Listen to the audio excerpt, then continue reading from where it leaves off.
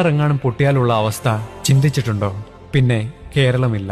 Dam പൊട്ടിയാൽ കേരളത്തിലെ 6 ജില്ലകൾ ഒഴുകിപ്പോകുമെന്ന് മാത്രവുമല്ല, മണ്ണിൽ പുതയുന്ന 35 ലക്ഷം മനുഷ്യരെയും അതിന് തത്തുല്യമായ മൃഗങ്ങളെയും 48 മണിക്കൂറിനകം സംസ്കരിക്കാത്ത പക്ഷം അവശേഷിക്കുന്ന ജില്ലകളിലെ മനുഷ്യർ പകർച്ചവ്യാധി മൂലം ഇല്ലാതാകും. എന്നിട്ടും അവസാനിക്കുന്നില്ല. ഒരുപക്ഷെ ഈ 6 ജില്ലക്കാർ വേഗത്തിൽ തന്നെ മരിക്കുമായിരിക്കാം. പക്ഷേ മറ്റ് ജില്ലക്കാർ ഇഞ്ചിഞ്ചായി ഇല്ലാതെയാകും. പകർച്ചവ്യാധിക്ക് മുൻപേ മറ്റ് ജില്ലകളിലേക്ക് കടൽ കയറും. ശിരൂരിൽ മണ്ണിടിഞ്ഞ് ഗംഗാവാലി നദിയിലേക്ക് വീണപ്പോൾ ആ നദി എതിർക്കരയിലെ വീടുകളുടെ മേൽക്കൂര മുട്ടിയൊഴുകി.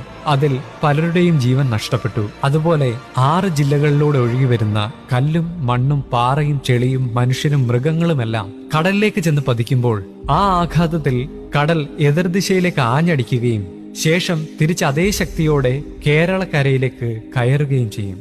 ആലപ്പുഴക്കാർ കോഴിക്കോടോ കണ്ണൂരോ തീരത്ത് അടിഞ്ഞേക്കാം. എറണാകുളത്തുകാർ ചിലപ്പോൾ തിരുവനന്തപുരത്തോ കൊല്ലത്തോ അടിഞ്ഞേക്കാം. അത്ര ഭയാനകമായിരിക്കും അങ്ങനെ ഒരു അപകടമുണ്ടായാൽ.